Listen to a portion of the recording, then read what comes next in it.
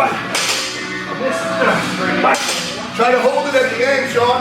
Hold it at the end and let it up slow. Boom. There you go. That'll engage all those stabilizers. Hold it at the end, there you go. And then try to let it up slow. It's called triphasic movement. Triphasic. Triphasic. Yeah.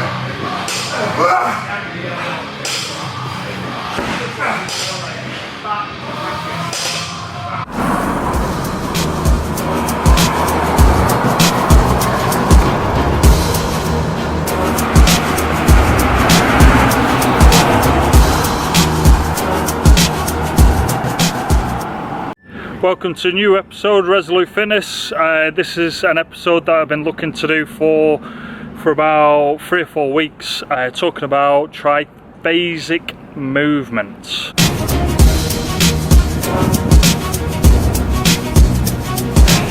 So welcome to a new episode of Resolute Fitness. We're here in an interesting little area, car going past.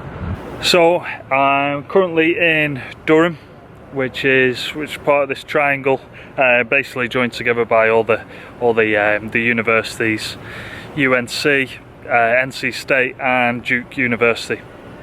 So yeah, we're in the city of Durham. Durham is a pretty cool city, to be honest. It's up and coming and slightly getting gentrified, but all the old derelict buildings are starting to get turned into breweries and restaurants and coffee shops and whatnot. For this area I quite like. So we've come today to a brewery in Durham called Full Steam.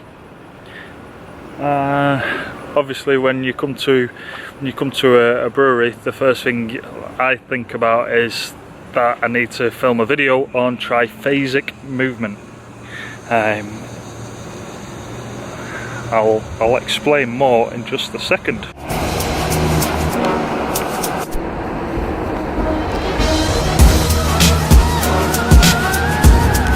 Those of you that have seen, subscribed or just viewed, you would have noticed that I did a video with McNamara about 3 or 4 weeks ago.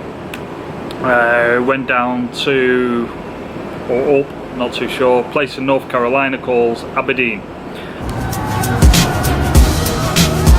where McNamara has a gym. So I put a little link to the video if you've not seen that. If you've just searched and then just stumbled across this video, thank you for stumbling across this video. Don't forget to like and subscribe down below, much appreciated. So, like I just said, I've come to this cool little area on the suburb of Durham city centre, and basically it used to be like an old car place where they used to make cars, and now it's turned into a load of coffee shops, breweries, whatnot.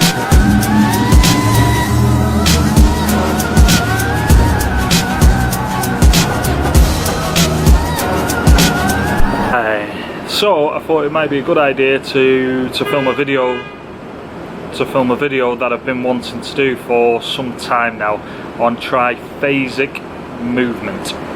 Okay, so those of you that watched the video might have noticed that McNamara pulled me up on a couple of exercises. One was the cable. It was the green cable. We had it attached to the rig, and we had to do like a downwards kind of strike.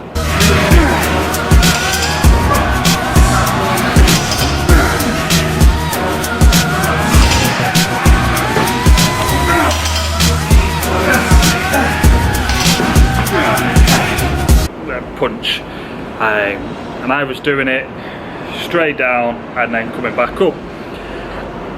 McNamara wanted me to do it to strike down quickly, powerfully, and then to kind of resist it coming back. And then he explained at the end of the video, and I put a little clip in there, and he called it triphasic movement. Heavy emphasis on triphasic movement and transverse plane of motion, because we don't want to live in a sagittalistic environment. And then We emphasize basically 4 reasons for working out: self-preservation, longevity, saving your life, saving somebody else's life, or kicking somebody's ass. Now, I've heard of it, but I've never really gone into depth on it, studied it or anything like that.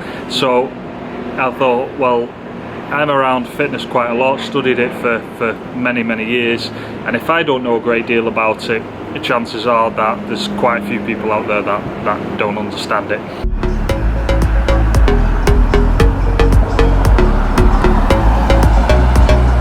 What is triphasic training? Well, basically it's the realization that every dynamic movement consists of 3 types of action: concentric, isometric and eccentric. So 3 movements that are very important, that all need to be trained to create one movement. So for instance, if we're going to be striking, there's this bit, the bit where I've got to hold it, and the bit where I'm coming back. So those that aren't familiar and can't be bothered googling what each part of that is, we've basically got eccentric, which is, let's do a bicep curl. If it's an eccentric, it's basically this, the lengthening. So the bicep muscle, this bit, that bit's going to stretch out. Concentric is this bit, the bit where the muscle shortens, and we get a nice little head. And then isometric is where the muscle doesn't lengthen, doesn't shorten, it stays the same, but at the same time the muscle contracts. So if you imagine when you tense your abdominal muscles, so that would be isometric contraction. So they're not going shorter, they're not going bigger.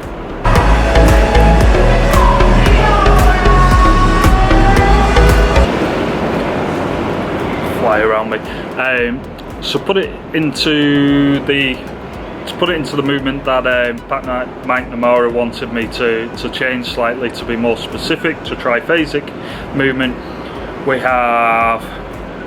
got the lengthening, so we've got the eccentric going down, then we've got the isometric, which is going to be the hold and kind of pulling it back, and then the concentric is when it's in this position. So three phases.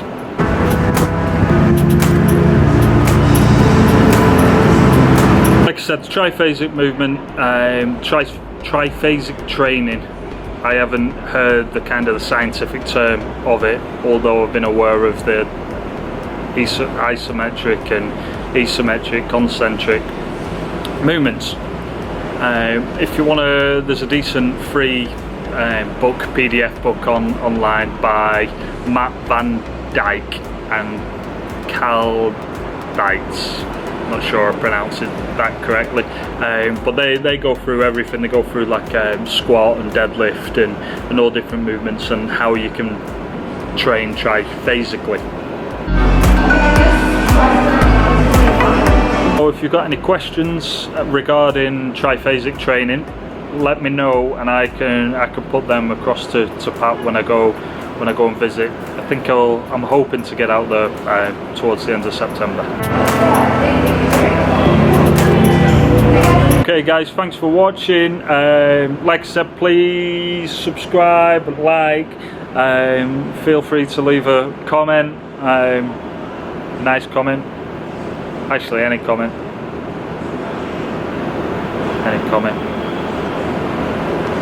But in the meantime, yeah.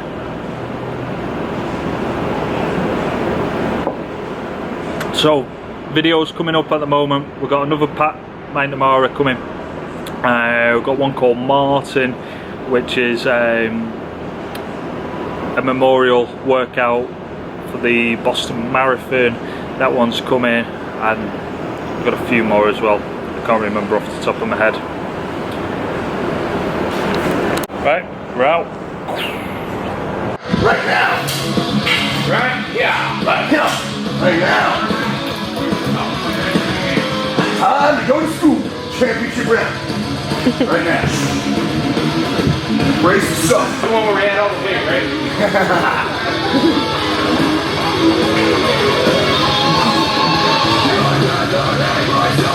can't go 25 in case back comes over. You just 1, go.